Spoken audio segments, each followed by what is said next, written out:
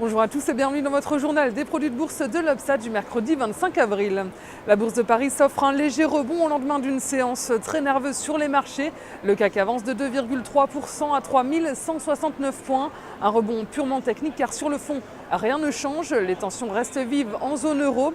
L'indice parisien a été aidé par le bon accueil réservé aux émissions obligataires aux Pays-Bas, en Espagne et en Italie.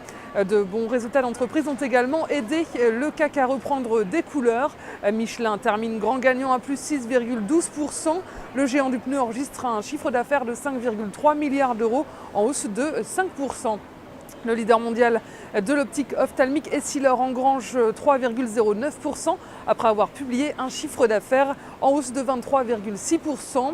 Les valeurs bancaires finissent elles aussi en hausse. Société Générale avance de 3,24%, BNP Paribas gagne 2,96% et Crédit Agricole 2,32%.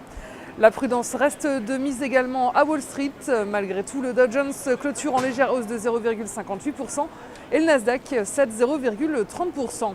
La bourse de New York encaisse une série de publications d'indicateurs importants.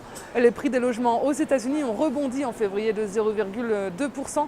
En revanche, les ventes de maisons neuves ont chuté en mars après avoir atteint leur niveau le plus bas en plus de 2 ans. Le moral des ménages a lui aussi baissé en avril. Du côté des résultats d'entreprise, Facebook a publié lundi un chiffre d'affaires de plus d'1 milliard de dollars pour le premier trimestre 2012. Les résultats trimestriels du premier trimestre donc pour Texas Instruments chutent de 60%. Côté matières premières, le baril de brut cède 51 cents à 118,11 $ sur le marché des changes. L'euro remonte à 1,3206 $.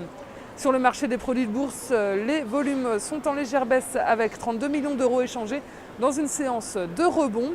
Concernant la répartition par type de produit, les certificats montent légèrement avec 83% des échanges et les varants se replient à 17%. Du côté de la répartition par des transactions, les certificats représentent 73% et les varants 27%. En ce qui concerne la répartition par sous-jacent, les indices sont stables avec 75% du marché et les actions sont en baisse à 24%. D'après la répartition des transactions sur les varants, les indices représentent 48%, les actions sont en hausse à 52% et les matières premières sont à 1%. La valeur du jour, c'est aujourd'hui le leader des gaz industriels Air Liquide. Graphiquement, les cours testent une zone de support horizontale à 94 € et restent soutenus par une oblique ascendante qui passe actuellement par 92,70 €. Même si une poursuite de la consolidation ne peut être exclue, son ampleur devrait rester limitée. Viser un rebond technique vers 103 € tant que le support des 92,70 € n'est pas enfoncé. La stratégie qui vous est proposée pour jouer cette valeur, c'est l'achat du Warrant Call Air Liquide à 1552 T d'Unicredit au prix d'exercice de 90 € et d'échéance au 7 septembre 2012. Voilà, c'est tout pour aujourd'hui. Bonne journée et à demain.